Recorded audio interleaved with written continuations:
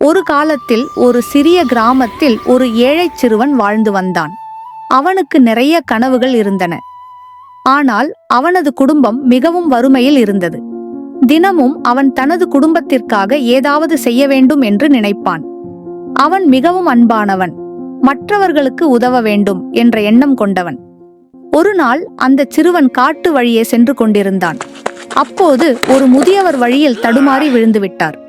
அந்த முதியவர் மிகவும் பலவீனமாக இருந்தார். மற்றவர்கள் அவரை கடந்து சென்றாலும் நம் சிறுவன் மட்டும் தயங்கவில்லை. அவன் உடனே ஓடிச் சென்று அந்த முதியவரை தூக்கிவிட்டான். அவரது கையில் இருந்த மூட்டையை எடுத்துக்கொண்டு அவர் வீட்டிற்கு செல்ல உதவினான். எந்த பிரதிபலனையும் எதிர்பார்க்காமல் அவன் தனது முழு மனதுடன் அந்த முதியவருக்கு உதவி செய்தான். முதியவர் சிறுவனின் இந்த நல்ல மனதை பார்த்து மிகவும் மகிழ்ந்தார். அவர் சிறுவனுக்கு நன்றி சொன்னார். அன்பு சிறுவனே, நீ எனக்கு செய்த உதவிக்கு நான் உனக்கு ஒரு பரிசு கொடுக்க விரும்புகிறேன் என்று சொன்னார்.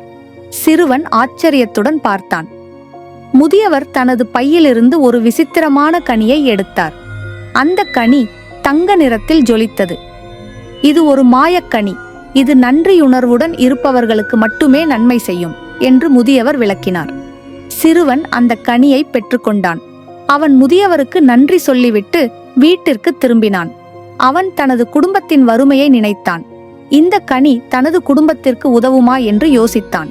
அவன் தனது மனதில் முதியவருக்கு செய்த உதவிக்காக எந்த பெருமையும் கொள்ளவில்லை.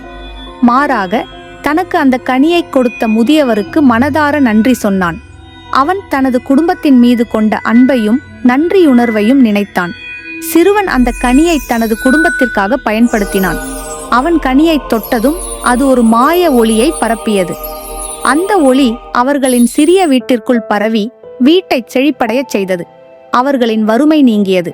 சிறுவனின் நன்றியுணர்வுதான் அந்த கனியின் சக்தியை முழுமையாக வெளிப்படுத்தியது. ஆகவே அன்பு குழந்தைகளே, இந்த சிறுவனைப் போல நாமும் எப்போதும் நன்றியுணர்வுடன் இருக்க வேண்டும். நமக்கு உதவி செய்தவர்களுக்கும் நம்மை சுற்றியுள்ளவர்களுக்கும் நன்றி சொல்ல வேண்டும். நன்றியுணர்வுடன் இருப்பது நமக்கு மட்டுமல்ல, நம்மை சுற்றியுள்ளவர்களுக்கும் நன்மைகளை கொண்டு வரும். நன்றியுணர்வுதான் வாழ்க்கையில் உண்மையான மகிழ்ச்சியை தரும்.